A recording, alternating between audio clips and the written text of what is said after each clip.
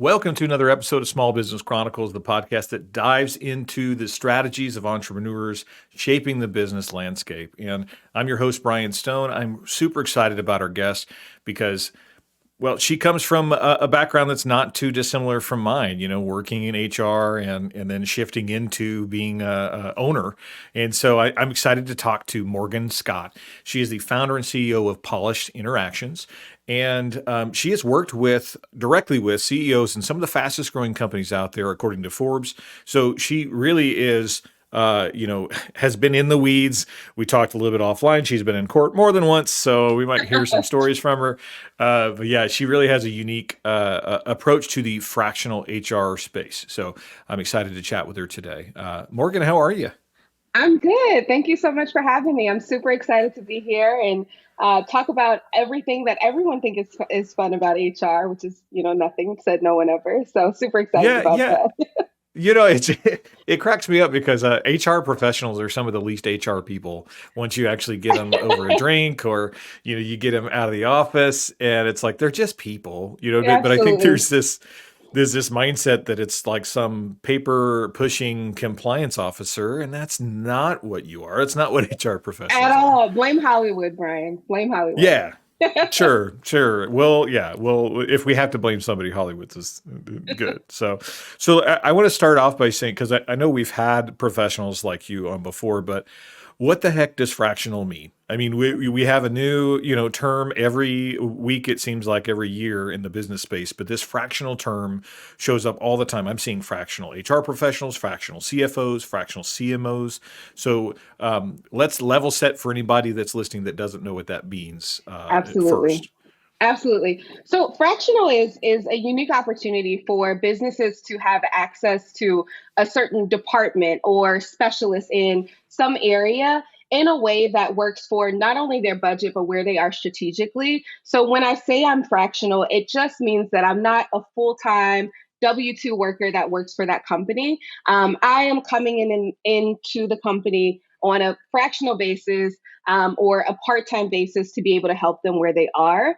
I've had an opportunity to work with a lot of fractional people, and what I found is none of us actually work fractionally. For the most part, you're getting a full time value for the company at what really happens is a fraction of the cost.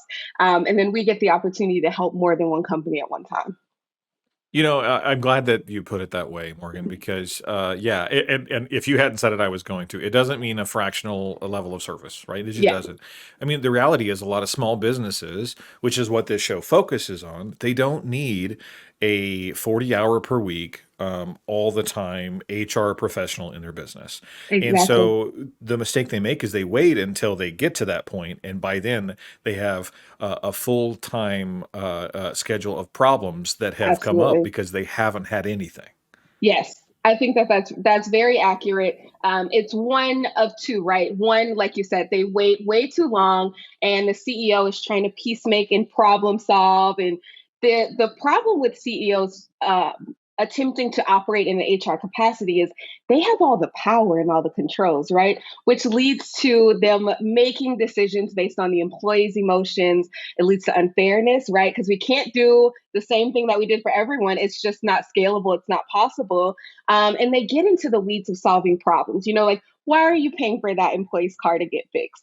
Just because they can't make it to work. And there's just no barrier there. So they wait too long. The other side of it is that they hire a full time person before they're ready. And the budget is just way too big for them. And they realize, oh, we can't afford this. And so then they have to level set and reset their employees, which puts them in a sticky position too. I would say another scenario is they hire somebody that does not have the background and experience because it fits their budget, and they may be full time, Absolutely. but they're not expertise. And, Yeah, and look, I'm not saying there's a problem with that because they can learn as you go, right? But understand that learning has some hard knocks, and some of those might result in legal issues, all of absolutely. that stuff. Which is, I mean, that's kind of what you have seen firsthand just in your growth over the years. So talk a little bit about, your journey to get where you are right now, where you're helping build and scale multiple businesses versus just, starting in the marketing world and kind of working your way up. Yeah, absolutely. You bring up a very interesting point, them prematurely hiring or promoting from within someone into HR, which then you think that an area is covered and it's not. And that's just the reality of it. But yeah, just to go into my background a little bit, I originally started working in the marketing space, working for agencies in either a sales or a general marketing capacity. When I started to learn a lot more about human resources, I was already in my MBA program. And so I first switched over into recruiting for a really fast growing company. The company within 3 years went from 5 to 80 employees, I'm sorry, 15 to 80 employees, and from 5 million to 40. And so during that time, I got an opportunity to see a lot. But what I also got a chance to see is what happens firsthand when you bring somebody on who has great people skills, but no HR experience, because that was me. They go, you know what? Morgan, she's great with people, no experience in HR besides a little bit of information and background, right? And what ended up happening is they were still investing heavily into HR business lawyers. And now they're bringing in specialists and they're bringing in people to train me. And there's still several gaps, right? And I'm extremely grateful for the opportunity that they afforded me to learn through that process. But here I am helping companies after receiving a SHRM certification and going through that process, sitting with HR attorneys for 30 hours a week of training. And then in addition to that, obtaining my MBA, switching my MBA over to an HR focus, and lots of failure along the way. And so when I'm going into companies and I see like, oh, we hired Margaret from accounting and she's doing HR work, I can spot all of the difficulties that Margaret is having. I sit down with her and she's like, this isn't getting done and this isn't happening. And I'm like, I know what that failing forward feels like and what it looks like. And my goal is to help people not make that same mistake because it was costly for that company. Well, and let's be honest, that's not fair necessarily to that person. And now I will say it. If it's the right person and the right opportunity, they will grow into what they need to. I think you're a good example of Absolutely. that, and I've seen that happen. And oftentimes you're throwing somebody in there.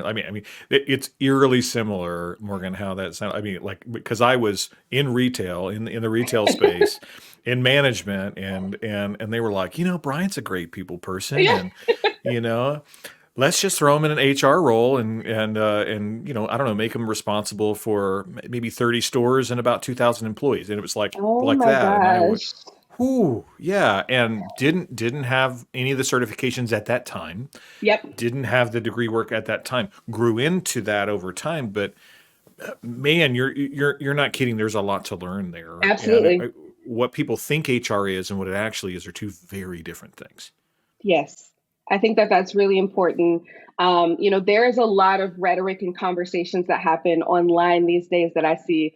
In my free time, I'm also a career content creator on TikTok. And so I get an opportunity to see what people's firsthand thoughts are of what this systematic HR looks like, right? And what it looks like to bring people down and be the oppressive system. And the reality is HR is quite literally there to bear the line between what is going to make the most sense for everybody, right? We essentially are the peacemakers. And believe it or not, one of what I want people to understand is HR's best interest or the way that they are looking is not for that CEO. It's honestly not for the company. And the truth is, it's not for the employees. It is what is going to leave the least amount of risk and value for that company. That's where the loyalty is. And most times, it makes sense to put the people first. Most times it's going to make sense to treat people better. That's where the lower risk is, not to get over on people. So I think that is one of the common misconceptions. Well, and most of the reason why really good HR professionals leave a company is because the CEO, owner, maybe it's their adjacent partner with the same territory that doesn't have direct authority, but has that dotted line relationship. They don't understand that Absolutely. mindset. They don't Yeah. understand that you don't work for them, you don't work for the CEO. You are there to mitigate risk and to make sure Yes. that your most important and most expensive resource is managed properly, which is all the people. Absolutely. Yes. So, Yes. Well said. ugh, And I wish we people could understood that one. we could go all day long on that. We really could. But Absolutely. uh, but I want to talk about I want to talk about your journey to realizing that you had fixed everything in this company. You've grown it from 15 employees to 80. Grown by 40 million in revenue over the time being there, and then you end up waking up one day and you're not satisfied. So tell me a little bit about uh, Yeah. that, because I think that that's something that would appeal to a lot of people in the business space. Absolutely. So, when you're in that what I call grind mode of your career and you're building and you're like, I really like this, and you go all in, you wake up one day, and for me, it was 3 years later. And I woke up one day and I realized that it's kind of status quo around here, I'm almost like moving a little slower when I get up in the morning. I'm not really enjoying the work that I'm doing. It's feeling very mundane, and it was a conversation with a really great CEO at the time. And, we both sat down and we're like, yeah, this is kind of boring. This is built. This is pretty much finished. And, he encouraged me at that time to start your own thing, which was really scary for me. And I think too, you have this process, especially in the HR, if you've been managing people or if you built something where you go, how can I leave these people? What would happen if I was gone? What's going to happen to all the work that I've done? You have this attachment to companies. And it was a reality within myself to say, you know what, I can do this again. And, even though I've reached a point where this is completely built, I can build something else. And that's what I've spent the last 3 years doing is going into companies, spotting those opportunities and recreating that experience for that, just like that over and over again. Well, I mean, and what you're really talking about is fear of success, right? Mm. Because I think that there's a lot of people that will self sabotage their own growth because they like having problems to fix, Yeah. you know, and that's Yeah. kind of icky to Yeah. really open, like peel back the curtain, and really be Absolutely. like, hey, you know what? I like fixing problems. I like it when stuff's on fire because I really enjoy being a firefighter, Yeah. and you know it, it doesn't have to be that way. You don't have to Yeah. live that way in the business space, right? You can Yeah. fix the problems, build the systems, make everything smoother and faster, and then you have the opportunity to do something else, and that's Yeah. okay. But that scares the heck out of people. I mean, let's be Oh, it's honest. scary. It absolutely is. And honestly, if I'm being honest, it came with some tears. I took it very personally when I first had that conversation with that CEO to say, am I not adding value here anymore? Do you not believe I'm not a great resource? Look at all we've done, right? That was a mental journey to get through to for somebody to say, wow, look at what you've created. Your skill set is no longer needed here. That does not feel good, right? That doesn't feel good because you have to acknowledge what you're good at and you also have to acknowledge where your skill set stops and where other people can use you. But it is good and it is It is. healthy, and by the way, it's super normal. How many CEOs have fired themselves from president or Absolutely. fired themselves from CEO and shift into owner role because they realize that they've carried the torch Yeah, as long as they have the energy to do so, and now they have to be passionate to do the next thing. It could be still within the same company, it could be in a different role, or it could be creating a new company and then selling or giving an ownership opportunity to somebody else. But absolutely. um, it's normal. It It's is. just you have to take your pride and your ego out of it, though. And I wish more CEOs would have that conversation with themselves. In the work that I do, I spend the most time at the executive level, CEOs and COOs. And I can't tell you how many companies are stifled by a CEO who needs to go start a new project, right? Because they want to keep them in a container. They want to keep everything the same. They don't want the company to outgrow them. And they take it offensively. But like you were saying, it actually is success. And if they could just step aside, man, we could all be soaring and growing, honestly. I mean, that's what it looks like. That's what Yeah, success looks like. Nobody goes into business to do the same thing forever, And you talked about the mundane, and let's be honest, there's a monotony that is required for success. absolutely. Yeah, It may not be you personally, but at least the business has to run like a absolutely. well-oiled machine. Yeah, it's true. And so lean in, Yeah, lean into the monotony and understand that you don't have to live in that if you don't want to. You just have to build it and make it work, and then you can go do something you're passionate about. And that's okay. absolutely. And it's that fear. You'll see people, we got a chance to see this in big companies like Apple and Google, right?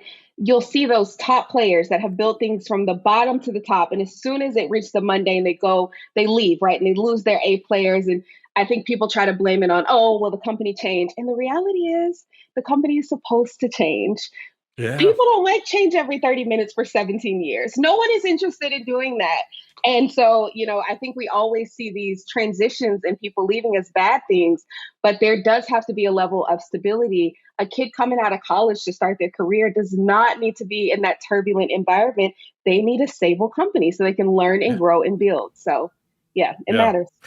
I mean, it's like, and I'll toss out in the music world, it wouldn't be acceptable to us and I don't know what your tastes are, Morgan, but let's say, okay, let's say, so Chicago, we'll say, or Earth, Wind, and Fire, we'll say even Okay. some recent ones like Taylor Swift. Like, I mean, Okay. pick an artist that is multi-decade, that has been Yep. around for 30 years. They don't make the same style of music and same album Absolutely. every time. And Absolutely. and if they did, they would be irrelevant. Yes. I totally agree. It's like we've heard enough of this. Yeah. And the It's artists that like, have tried to, they burn out. I yeah. won't list any names. So I don't offend anybody, Oh yeah, but no, no, we we don't can want to. I probably think don't. of a couple. Yeah, we'll just talk about the success Yeah. stories as far as Yeah. music artists go. So yeah, we won't get into that. Yeah. But no, I love that, and I think that you're a great case study, Morgan. If you're okay with me picking on you for Absolutely. someone that left a role because they were successful. Hmm. That's positive turnover, right? Yeah. That's the good kind of turnover. Yeah. In the HR terms, you don't want 0% turn. That's stagnation as well. Absolutely. Yeah. That is. Say that again, positive turnover, because I think sometimes as Positive business turnover. owners, right, we forget that there is a such thing as positive turnover. And absolutely, if you are building people like that, right, if you are building people up to a level of success where it's time for them to get their wings and fly, if you're building yourself up to that point, it's time to recognize where you are and go further, right? Because on the other side of that, you're stifled, you're miserable, you're unhappy, right? And I think that, sometimes it's a generational thing where there's pride in staying somewhere forever. And Mm, that might make sense for some people. But I think we also have to recognize that where we are today in 2024, there's pride in moving forward. So, yeah. Well, and you talked about a generational thing, and we don't have enough time to get all the way into the weeds there. But how much of what of the problems that you see in small business come from a multi-generational workforce or a diversity of thought and mindset in business, and is that something that's common, or is it more about having the systems in place to allow everybody to work? yeah. So the issues with multi-generational workforce in my experience, came to a brutal head in 2020, when the Mm, transition went for many companies from in person to virtual. And also during that time, we moved over for the first time in a very long time to a heavily applicant-driven workforce. And the applicants that were coming out and that were looking for jobs at that time were our Gen Zers. And I have a fondness in my heart for Gen Z because they are radical, and they are okay with starving before they will accept anything outside of what they feel like is going to make them happy, which is very different than our Gen Xers, right? And so those two people coming to work together in the same place, oftentimes finding that Gen Xers and older millennials were in those executive seats, now meeting a workforce that says, you need me right now. because there's not enough people willing to come and work for you. And you're going to have to change. You're going to have to give me flexibility.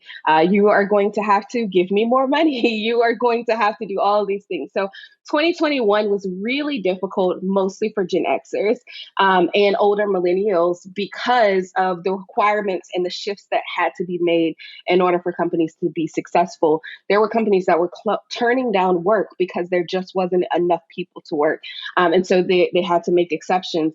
But the beautiful side of it, Brian, is that a lot of progress was made.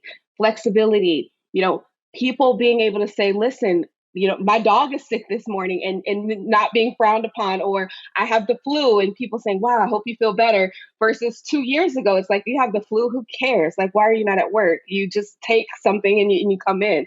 And so we've seen that calm down in 2023, where we've reached a little bit more of that employer market. And I think now Gen Z is understanding that we actually do have to show up to work. We can't throw a fit every time we don't get what we want.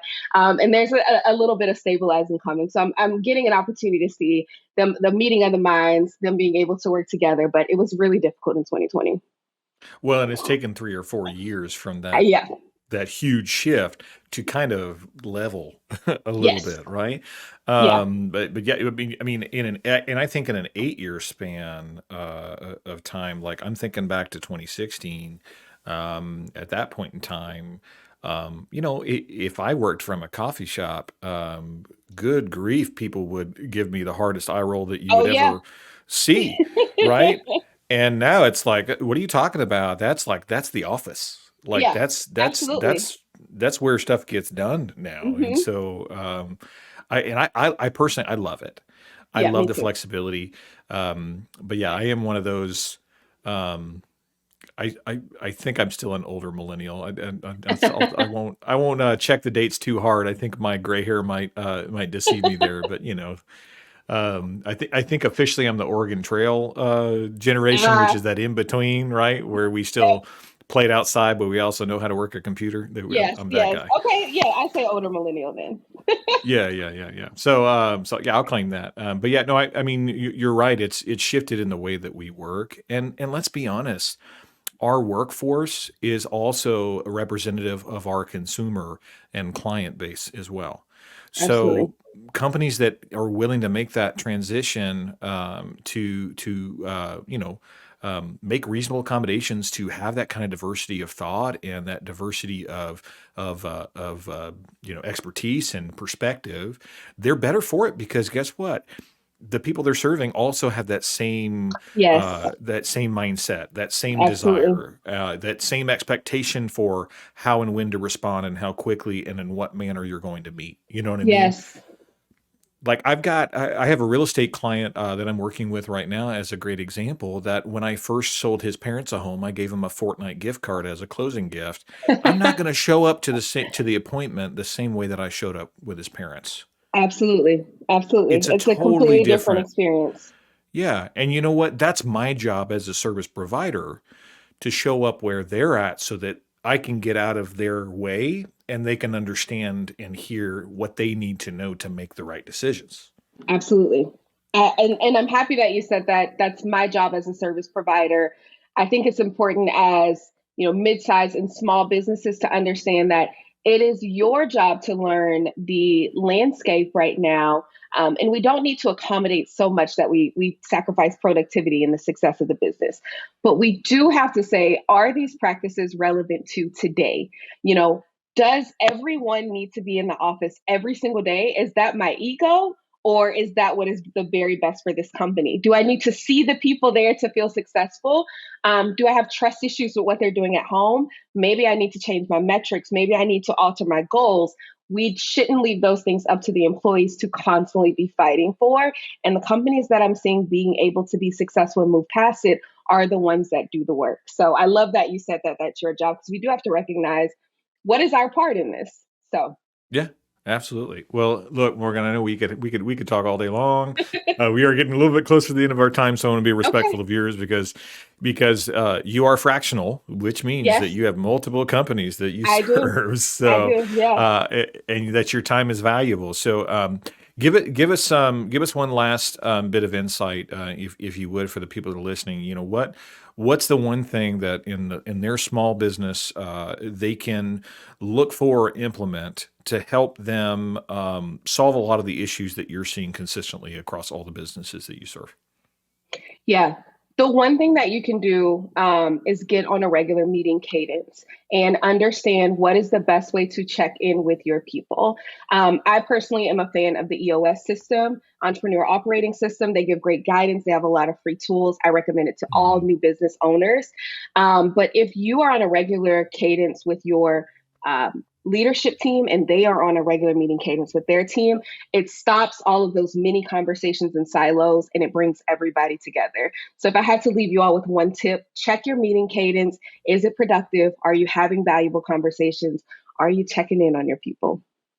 I love that. Great ending note. Really, really appreciate that. And Absolutely. look, I really enjoyed the conversation, Morgan. I know that other people Same will here. too. So listen, if you guys that are listening, if you enjoyed this episode, make sure you reach out to Morgan. We'll make sure that all of her contact info is in the show notes, so you guys know how to get a hold of her. Absolutely. Talk to her if you need some HR help.